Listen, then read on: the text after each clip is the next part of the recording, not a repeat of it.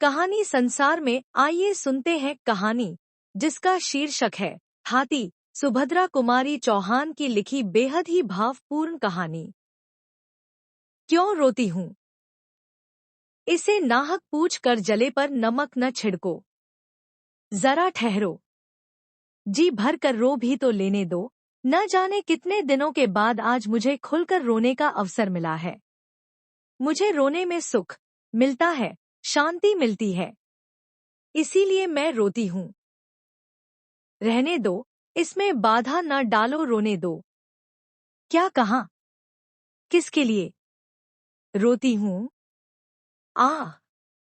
उसे सुनकर क्या करोगे? उससे तुम्हें कुछ लाभ न होगा, पूछो ही न तो अच्छा है। मेरी यह पीड़ा ही तो मेरी संपत्ति है, जिसे मैं बड़ी सावधानी से अपने हृदय में छिपाए हूँ। इतने पर भी सुनना ही चाहते हो तो लो कहती हूँ, किंतु देखो, जो कहूँ वही सुनना और कुछ न पूछना। वे एक धनवान माता पिता के बेटे थे। ईश्वर ने उन्हें अनुपम रूप दिया था। जैसा उनका कलेवर सुंदर था, उससे कहीं अधिक सुंदर था उनका हृदय। वे बड़े ही नेक, दयालु और उदार प्रकृति के पुरुष थे। गांव के बच्चे उन्हें देखते ही खुश हो जाते, बूढ़े आशीर्वाद की वर्षा करते, स्त्रियां उन्हें अपना सच्चा भाई और हितू समझती और नवजवान उनके इशारे पर नाचते थे।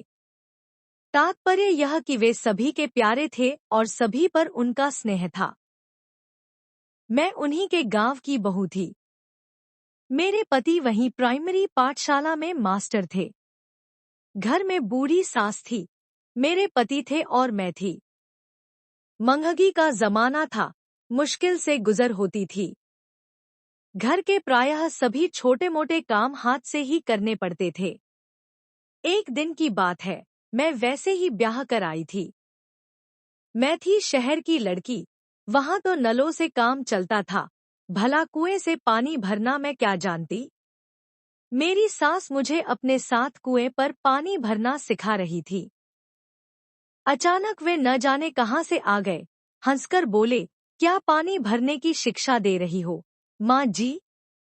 आपने ऐसी अल्हड़ लड़की ब्याही ही क्यों, जिसे पानी भरना भी नहीं आता? मैंने घूंघट के भीतर ही जरा सा मुस्कुरा दिया। सास ने कहा, बेटा, इसे कुछ नहीं आता, बस रोटी भर अच्छा बनाती है, न पीसना जाने न कूटना।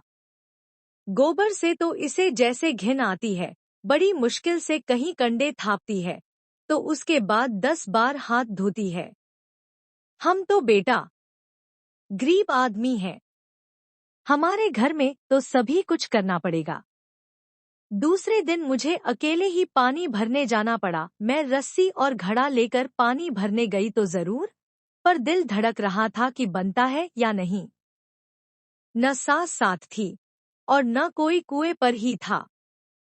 मैंने घूंघट खोल लिया और रस्सी को अच्छी तरह घड़े के मुंह पर बांधकर कुएं में डाल दिया।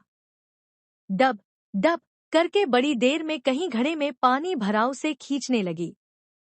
किसी प्रकार खिंचता ही न था। ज्यों-त्यों करके आधी रस्सी खींच पाई थी कि वे सामने से आते हुए दिखाई दिए।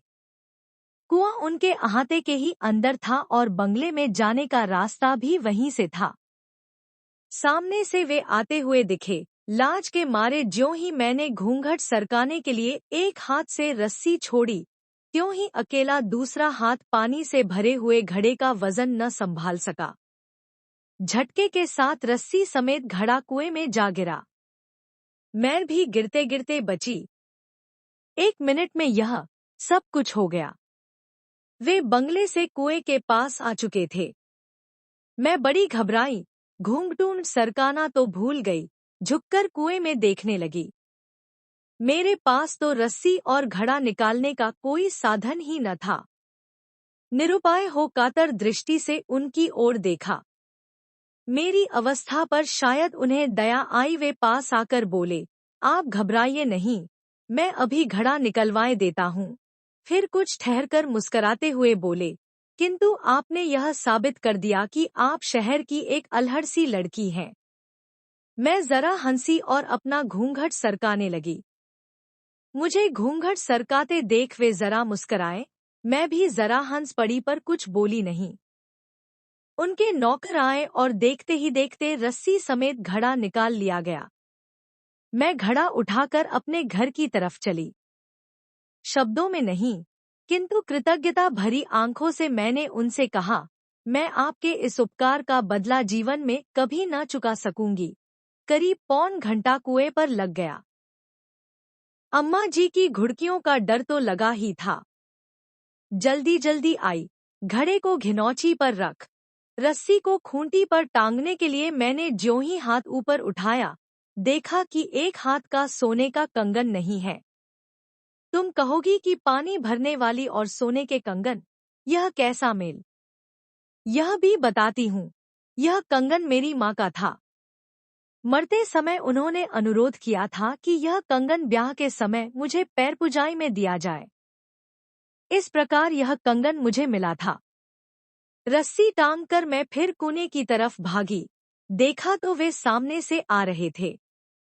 उन्होंने यह कहकर कि यह तुम्हारे अल्हड़पन की दूसरी निशानी है, कंगन मेरी तरफ बढ़ा दिया। कंगन लेकर चुपचाप मैंने जेब में रख लिया और जल्दी जल्दी घर आई। घर आकर देखा, पतिदेव स्कूल से लौटे थे। अम्मा जी बड़े क्रोध में उनसे कह रही थी। देखा नई बहू के लक्षण। एक घड़ा पानी भरने गई तो घंटे भर बाद लौटी और यहाँ पानी रखकर फिर दीवानी की तरह कुएं की तरफ भागी। मैंने तो पहले ही कहा था कि शहर की लड़की न ब्याहो, पर तुम न माने।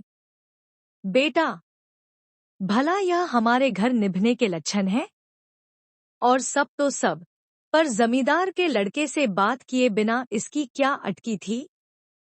यह इधर से भागी जा रही थी, वह सामने से आ रहा था। उसने जाने क्या इसे दिया और इसने लेकर जेब में रख लिया। मुझे तो यह बातें नहीं सुहाती। फिर तुम्हारी बहू है, तुम जानो, बिगाड़ो चाहे बनाओ। मेरी तरफ उन्होंने गुस्से से देखकर पूछा, क्या है तुम्हारी जेब में, बतलाओ तो। मैंने कंगन निकालकर उनके सामने रख दिया। वे फिर डांट कर बोले, यह उसके पास कैसे पहुंचा? मैंने डरते डरते अपराधिनी की तरह आदि से लेकर अंत तक कुएं पर का सारा किस्सा उन्हें सुना दिया। इस पर अम्मा जी और पतिदेव दोनों ही की झिड़कियां मुझे सहनी पड़ी। साथ ही ताकीद भी कर दी गई कि मैं अब उनसे कभी न बोलूं। क्या पूछते हो? उनका नाम? हाय, रहने दो, मुझसे नाम न पूछो। उनका नाम जुबान पर लाने का मुझे अधिकार ही क्या है? तुम्हें तो मेरी कहानी से मतलब है न? हाँ, तो मैं क्या कह रही थी? मुझसे कहा गया कि मैं उनसे कभी न बोलूं। यदि यह लोग फिर कभी मुझे उनसे बोलते देख लेंगे तो फिर कुशल नहीं। मैंने दीन भाव से कहा, मुझसे घर के सब काम करवा लो, परंतु कल से मैं पानी भरने न जाऊंगी। इस पर पतिदेव बिगड़कर बोले, तुम पानी भरने न जाओगी तो मैं तुम्हें रानी बनाकर नहीं रख सकता। यहाँ तो जैसा हम कहेंगे वैसा करना पड़ेगा। उसके बाद क्या बतलाऊं कि क्या क्या हुआ। ज्यों-ज्यों मुझे उनसे बोलने को रोका गया, त्यों-त्यों एक बार जी भरकर उनसे बात करने के लिए मेरी उत्कंठा प्रबल होती गई। किंतु मेरी यह साध कभी पूरी न हुई। वे जाते जाते एक दो बातें बोल दिया करते, जिसके उत्तर में मैं केवल हंस दिया करती थी, लेकिन लोग यह भी न सह सके और तिल का ताड़ बन गया। अब मुझ पर घर में अनेक प्रकार के अत्याचार होने लगे। हर 2-4 दिन बाद मुझ पर मार भी पड़ती, परंतु मैं कर ही क्या सकती थी? मैं तो उनसे बोलती भी न थी, और उनका बोलना बात करना मेरी शक्ति से परे था। उन्होंने मुझसे कभी भी कोई ऐसी बात नहीं कही जो अनुचित कही जा सके। उन्हें तो शायद विधाता ने ही रोते हुओं को हंसा देने की कला सिखाई थी। वे ऐसी मीठी चुटकी लेते, कभी हंसी की बात भी करते तो इतनी सभ्यता से, इतनी नपीतुली, कि मैं चाहे कितनी दुखी हूँ, चाहे जितने रंज में हूँ, हंसी आ ही जाती थी। किंतु धीरे धीरे मुझ पर होने वाले अत्याचारों का पता उन्हें लग ही गया। उनके दयालु हृदय को इससे गहरी चोट पहुंची। उस दिन, अंतिम दिन जब मैं पानी भरने गई, वे कुएं पर आए और मुझसे बोले, मैं तुमसे कुछ कहना चाहता हूँ। उनके स्वर में पीड़ा थी, शब्दों में माधुर्य, और आंखों में न जाने कितनी करुणा का सागर उमड़ रहा था। मैंने आश्चर्य के साथ उनकी ओर देखा। आज पहली ही बार तो इस प्रकार वे मेरे पास आकर बोले थे। उन्होंने कहा, पहली बात जो मैं तुमसे कहना चाहता हूँ, वह यह कि मेरे कारण तुम पर इतने अत्याचार हो रहे हैं। यदि मुझे पता चल जाता तो वे अत्याचार कब के बंद हो चुके होते। दूसरी बात जो मैं तुमसे कहने आया हूँ, वह यह कि आज से मैं तुम पर होते अत्याचार की जड़ उखाड़कर फेंके देता हूँ। तुम खुश रहना, मेरी अल्हड़ रानी।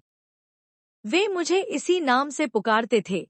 यदि मैं तुम्हें भूल सका तो फिर यहाँ लौट कर आऊंगा, नहीं तो आज ही सदा के लिए विदा होता हूँ। मुझ पर बिजली सी गिरी। मैं कुछ बोल भी न पाई थी कि वे मेरी आंखों से ओझल हो गए। अब मेरी हालत पहले से ज्यादा खराब थी। मेरा किसी काम में जी न लगता था। कलेजे में सदा एक आग सी सुलगा करती। परंतु मुझे खुलकर रोने का अधिकार न था। अब तो सभी लोग मुझे पागल कहते हैं। मैं कुछ भी करूं करने देते हैं। इसीलिए तो आज खुलकर रो सकती हूँ और तुम्हें भी अपनी कहानी सुना सकती हूँ। किंतु क्या तुम यह बता सकोगे कि वे कहाँ हैं? मैं एक बार उन्हें और देखना चाहती हूँ। मेरी यह पीड़ा, मेरा यह उन्माद उन्हीं का दिया हुआ तो है। यदि कोई सहृदय उनका पता बता दे तो मैं उनकी थाती उन्हीं को सौंप दूं।